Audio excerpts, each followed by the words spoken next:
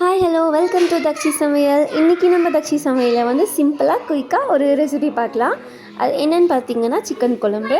இந்த சிக்கன் குழம்பு பண்ணுறதுக்கு நான் வந்து ஒரு கேஜி சிக்கன் எடுத்திருக்கேன். இந்த 1 கிலோ சிக்கனுக்கு வந்து 3 பெரிய சைஸ் வெங்காயத்தை இந்த மாதிரி நீல வாக்கில் கட் பண்ணி வச்சுருக்கேன்.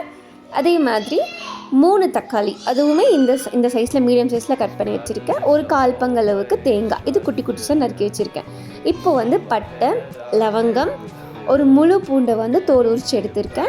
அப்புறமா ஒரு துண்டு இஞ்சி, இதையும் வந்து குட்டி குட்டி பீஸாக கட் பண்ணிவிட்டு சோம்பு, மிளகு, சீரகம் இதுவும் எடுத்திருக்கேன். இப்போ இதெல்லாம் இன்க்ரீடியன்ஸை வச்சு நம்ம சிக்கன் குழம்பு எப்படி பண்ணுறதுன்னு பார்க்கலாம் வாங்க. இப்போ ஒரு கடாயில் 1 ஸ்பூன் அளவுக்கு எண்ணெய் விட்டுக்கலாம்.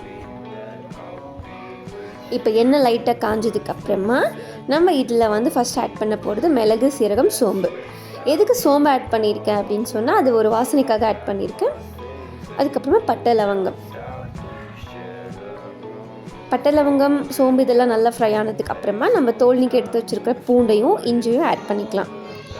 இப்போ இது லைட்டாக சும்மா 2 வாட்டி நல்லா ஃப்ரை பண்ணிவிட்டு அதுக்கப்புறமா நம்ம எடுத்து வச்சுருக்கிற ஆனியன், டொமேட்டோ அண்ட் கோகோனட் இது எல்லாத்தையும், தக்காளி, வெங்காயம், அதுக்கப்புறம் தேங்காய் இது எல்லாத்தையும் ஒரே வாட்டி போட்டுக்கலாம். எல்லாமே ஒரே வாட்டி நம்ம போட்டு மிக்ஸ் பண்ணி நம்ம ஃப்ரை பண்ணும்போது பார்த்திங்கன்னா ஈவனாக ஒரே மாதிரி ஈக்குவலாக குக் ஆகும். ஸோ அதுக்காக தான் இது எல்லாமே ஒரே வாட்டி போட்டுடலாம். தனித்தனியாக நம்ம குக் பண்ணுறதை விட இது எல்லா இன்க்ரீடியன்ஸும் ஒரே வானில் ஆட் பண்ணிவிட்டு நம்ம குக் பண்ணோன்னா நம்மளுக்கு சீக்கிரமாக எல்லாமே குக் ஆகிடும். ஸோ நம்ம தனித்தனியாக குக் பண்ணுறதை விட இப்படி குக் பண்ணிக்கலாம். இது நல்லா ஃப்ரை பண்ணிக்கலாம்.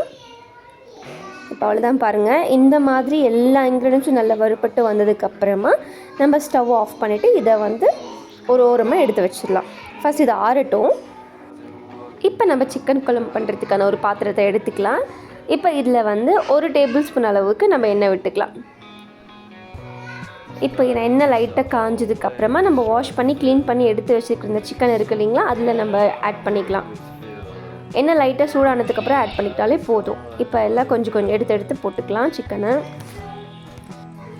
இப்போ சிக்கன் எல்லாமே ஆட் பண்ணிடலாம். இப்போ சிக்கன் ஆட் பண்ணதுக்கப்புறமா நம்ம இதில் வந்து ஒரு 1/4 டீஸ்பூன் அளவுக்கு மஞ்சள் ஆட் பண்ணிக்கலாம். மஞ்சள் ஆட் பண்ணியாச்சு. இப்போ இந்த மஞ்சள் ஆட் பண்ணதுக்கப்புறமா தேவையான அளவுக்கு நம்ம உப்பு ஆட் பண்ணிக்கலாம். உப்பு 1 ஸ்பூன் அளவுக்கு உப்பு எடுத்துக்கோங்க.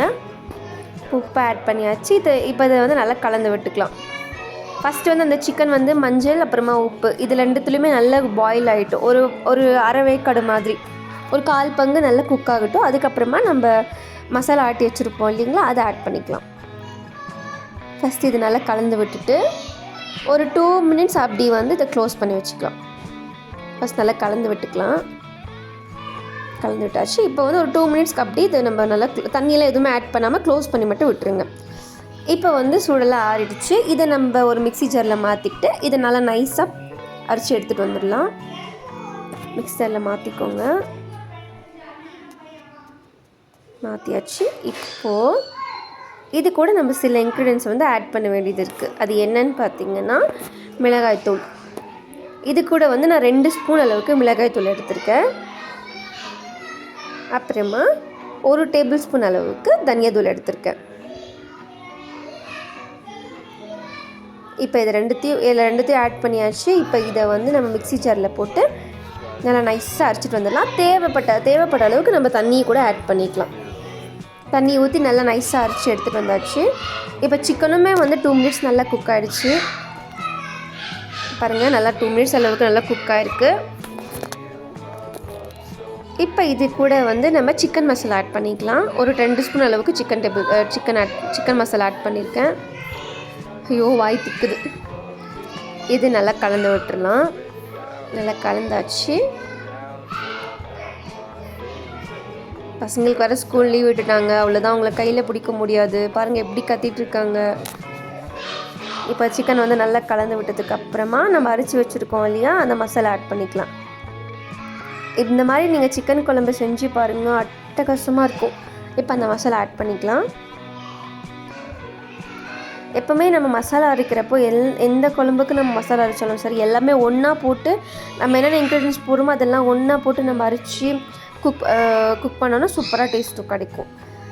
இப்போ இதை நல்லா கலந்து விட்டுட்டு தேவைப்படுற அளவுக்கு மட்டும் நம்ம இதில் தண்ணி ஆட் பண்ணிக்கலாம். ஏன்னா ரொம்ப கெட்டியாக இருக்கும் இல்லைங்களா, அதனால் தேவைப்படுற அளவுக்கு தண்ணி ஊற்றிக்கலாம். பாருங்கள், உங்களுக்கு இந்த கன்சிஸ்டன்ஸே போதும்னா நம்ம இதிலே குக் பண்ணிக்கலாம். இல்லை இன்னும் கொஞ்சம் தண்ணி மாதிரி வேணும்னா தண்ணி ஊற்றிக்கலாம். நான் வந்து ஒரு கால் கிளாஸ் அளவுக்கு தண்ணி ஊற்றிருக்கேன். இப்போ நல்லா குக் ஆகட்டும். ஸோ இதை வந்து க்ளோஸ் பண்ணி வச்சுட்டு நல்லா குக் ஆகிற வரைக்கும் விட்டுருங்க. இப்போது இந்த சிக்கன் குழம்பு வந்து நல்லா கொதிச்சு வருது. இது கூட வந்து கடைசியில் வந்து நம்ம கொத்தமல்லியை ஆட் பண்ணிவிட்டு இறக்கி வச்சிடலாம். அவ்வளோதான், சூப்பராக சிம்பிளாக குயிக்காக ஒரு சிக்கன் குழம்பு ரெடி ஆகிடுச்சு. நீங்களும் உங்கள் வீட்டில் இந்த மாதிரி ட்ரை பண்ணிவிட்டு எனக்கு கமெண்ட்டில் சொல்லுங்கள். பாய், தேங்க்யூ.